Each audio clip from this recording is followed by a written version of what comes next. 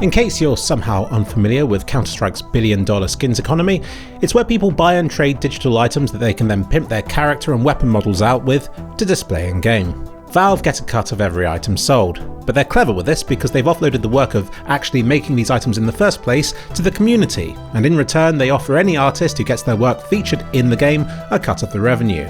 But the big question is, how much do they pay you? This new update gives us some new figures. Valve are offering $35,000 per weapon skin, $6,000 per sticker, and $6,000 per charm.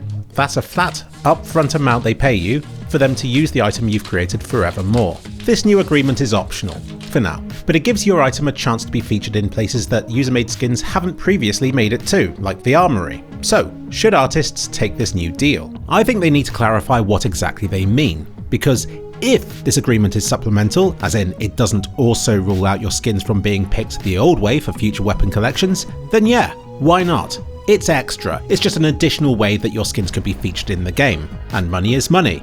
But if you have to choose between the old method or this new method of having your weapons submitted into the game, then I guess we'll just have to try and figure out how much people used to earn using the old methods. The old model is where you'd get a percentage of the gross revenue, like a cut from any of the sales of keys associated with the unboxing of your item, indefinitely. Imagine that. If Counter-Strike 2 is around for another 20 years, that's another 20 years of passive income your item could potentially earn you. So you've got to weigh up the pros of a lump sum amount right now against possibly earning more or less revenue from it for years to come, in addition to large amounts from the first few months of sales. When it comes to the old way of things working, the figures and percentages are shrouded in mystery, and I would take any claims of how much people make or percentage splits published with a pinch of salt. The average skin made a year ago, which now will be higher of course, $414,288. Guys, I can't. But put it simply, artists receive a very small slice of a massively enormous pie. But the chances are the first skin makers to have their weapons accepted into the game have by this point made many hundreds of thousands of dollars from each and every skin accepted. Their earnings likely went something like this, starting off very high while their skins were the newest to be featured in the game, before dropping off once newer stuff rolled out, but then with occasional jumps again whenever they're featured on the front page and so on. But regardless of the amounts, those skins will still be earning their makers a passive income every month, which compounds for artists with several of their items in-game. Back in about 2016-2017, I went around and chatted with every skin maker who had their work featured in the game, and the general feeling I got was that they had received life-changing amounts. There were also occasional remarks about how well a few of the earlier skins accepted had done compared with how stuff was doing today. But remember, all this was back in 2017, which, looking back, was still the early days for the system. In 2021, Valve announced the Dreams and Nightmares competition, where they offered skin makers a lump sum of $100,000 if they got their work included in the competition.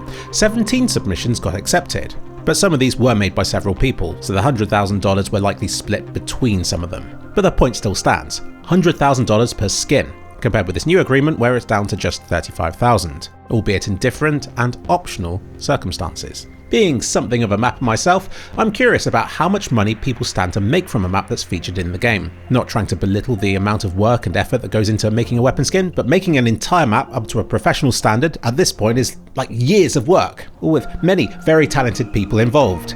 Now, leaked within the game's files, it suggests that the makers of Anubis and Tuscan received one-off lump sum amounts of $150,000 for their work to officially be added into the game. Earlier this year, Valve bought the map Cache from Pone, though Cache has always been a bit of a unique map in Counter-Strike, straddling the line between official inclusion whilst allowing the original maker to retain some degree of control over it. So who knows what the agreement was with the purchase of that map. Earlier this year, Gabe Follower discovered a new compensation model leaked within the game's files, where people who agreed to get their work featured in the Armory would get paid on a per-day basis of their work being featured.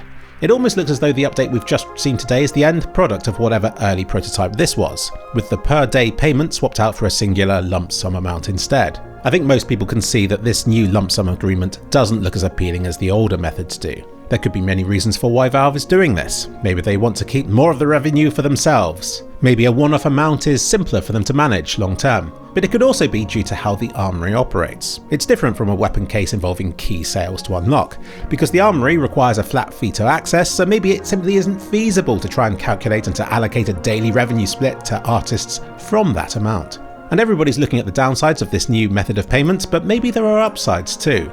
Because like I said, If it's like a supplemental opt-in extra way for your submissions to be selected for inclusion in the game, then it can only improve your chances of being paid for your items, even if it might not earn them quite as much in the long run. If you fancy your chances, then Valve has detailed what they're looking for, presumably for a future skin release. Even if you've already submitted skins relevant for this competition, you'll still need to resubmit and tag them again for them to stand a chance to be featured. Just remember, don't go into skin or asset creation for the money.